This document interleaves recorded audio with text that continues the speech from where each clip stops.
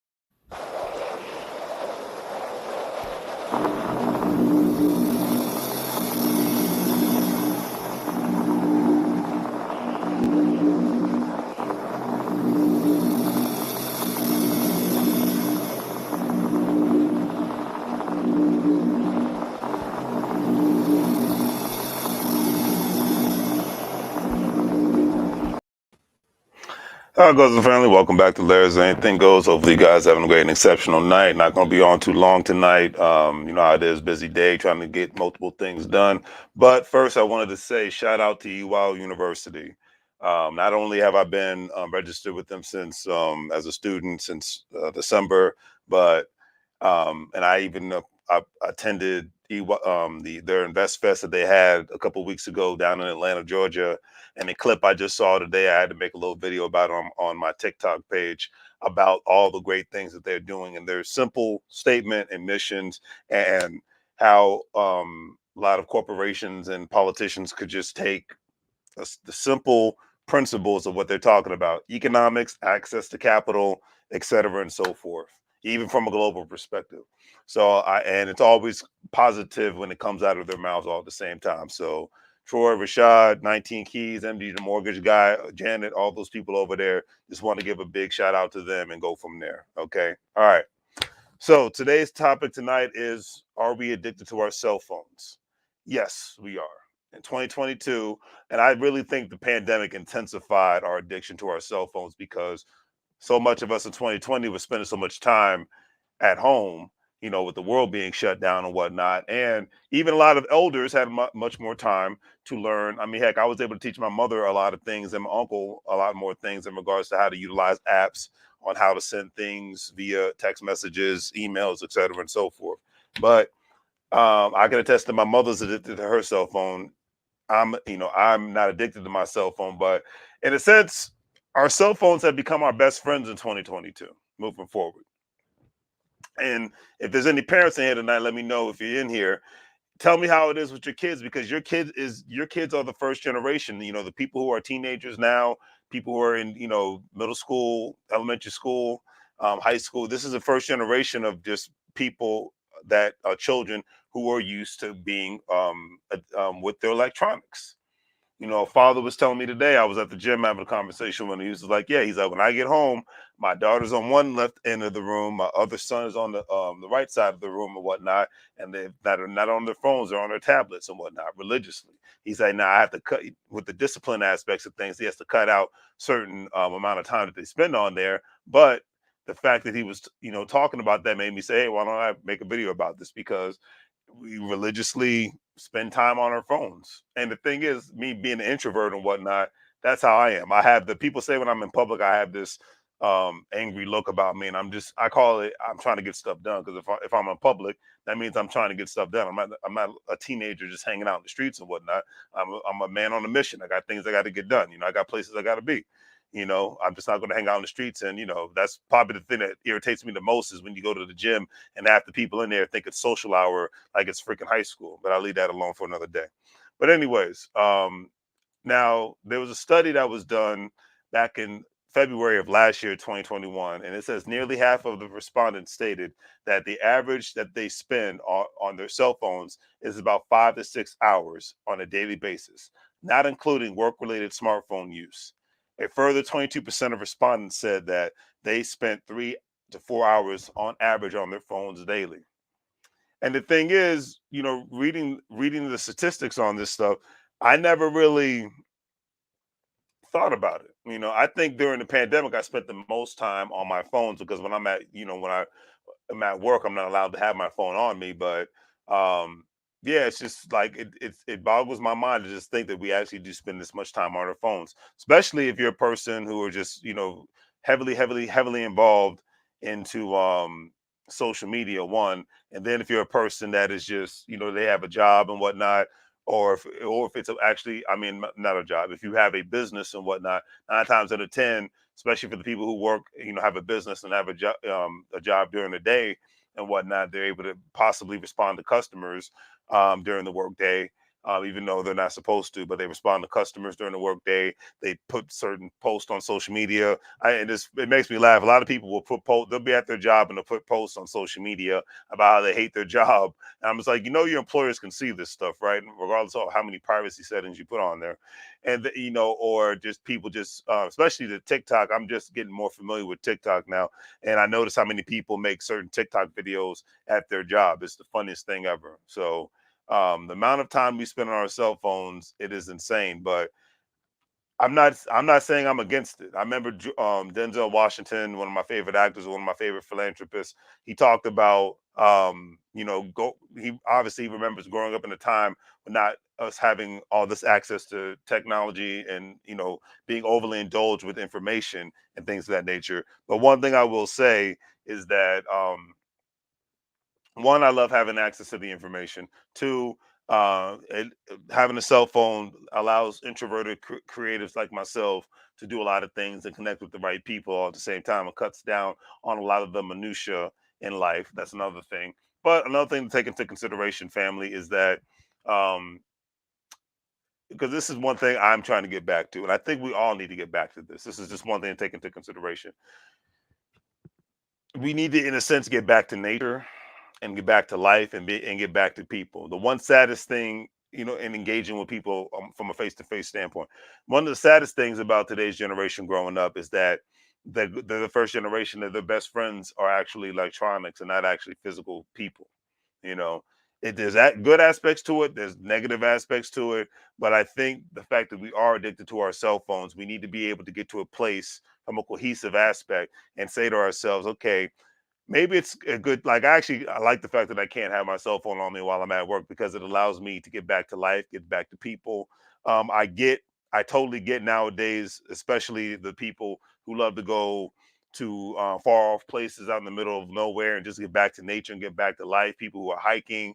You had a lot of people doing that, especially during the pandemic. You had a lot of people who moved to rural areas, especially, they call them Zoom communities because people, more and more people were able to work from home indefinitely. So you could live anywhere. That's what is it, Boise, Idaho, Salt Lake City, Utah, places around within a 2 to 3 hour radius of Denver, Colorado. People, Montana. People were getting back to the mountains. People getting back to nature. People getting back to life.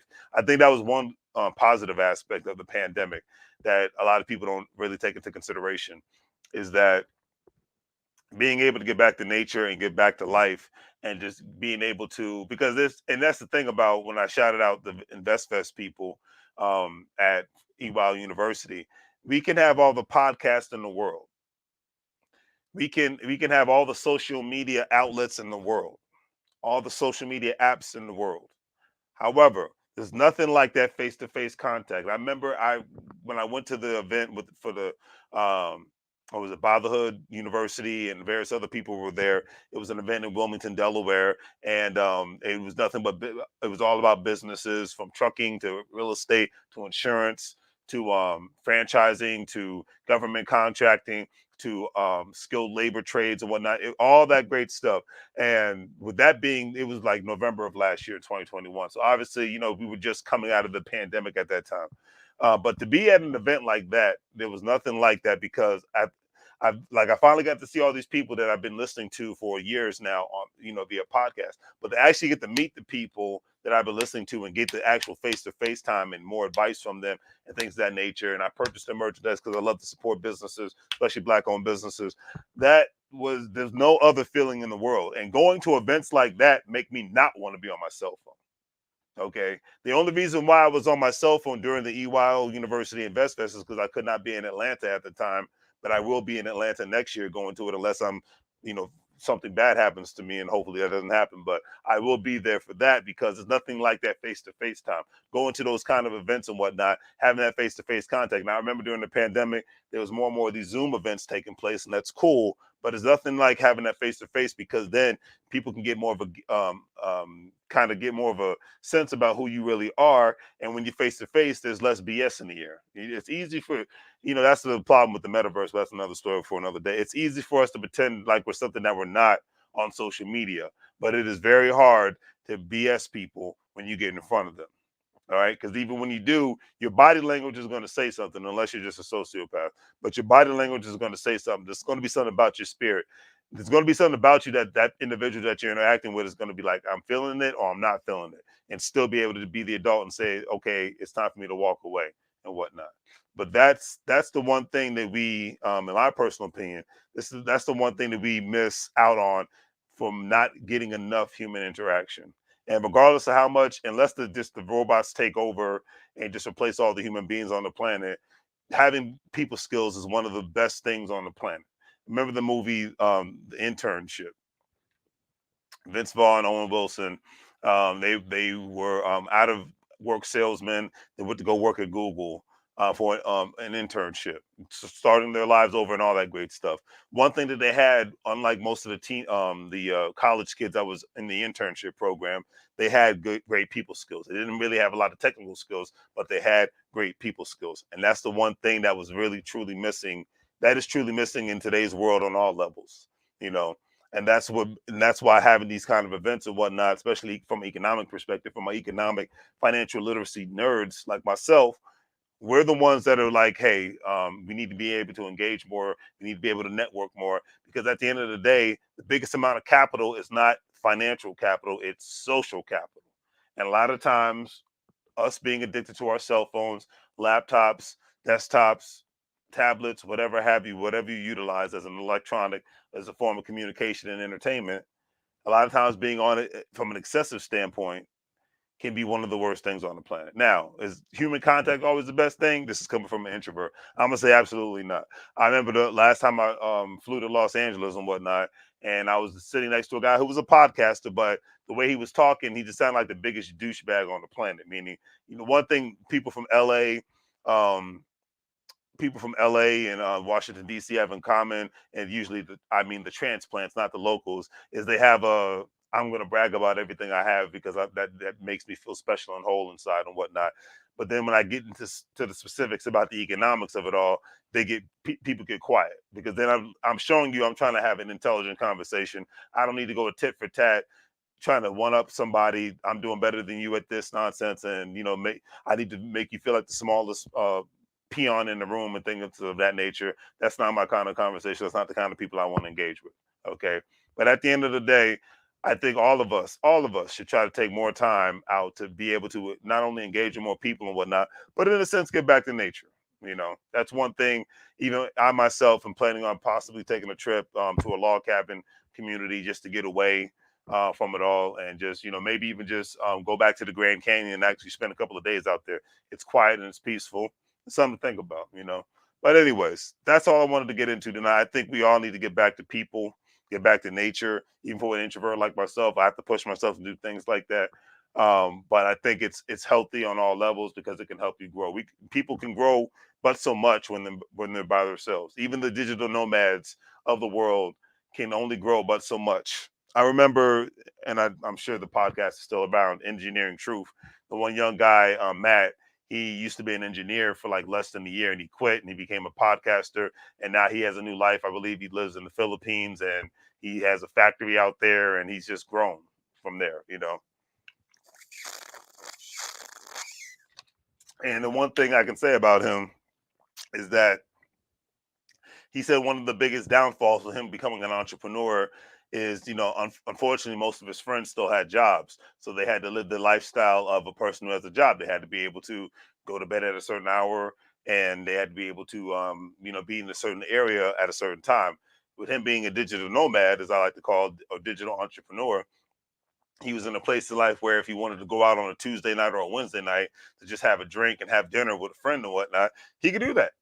It's not a big deal. But for most working people, during the middle of the week, they're not able to do that because they have to go to work, or they have a family.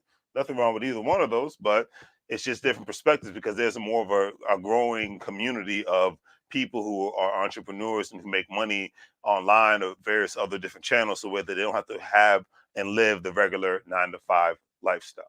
And that is a growing trend, and I actually admire that and respect that in a bigger way because it allows people to live the lifestyles that they do not have to take a vacation from.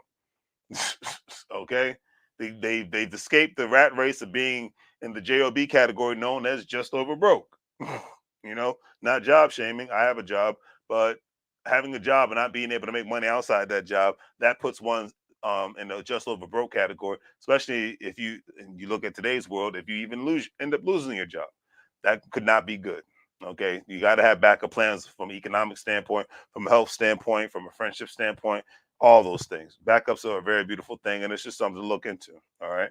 But on that note, family, just do a little bit more time to leave your phone alone.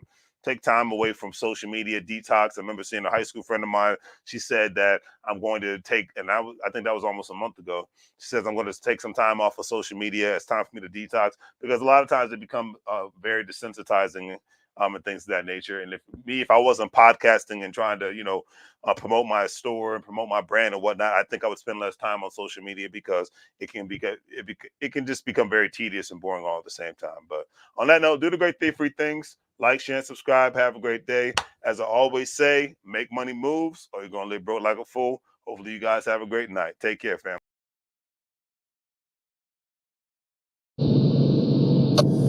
Mike, now.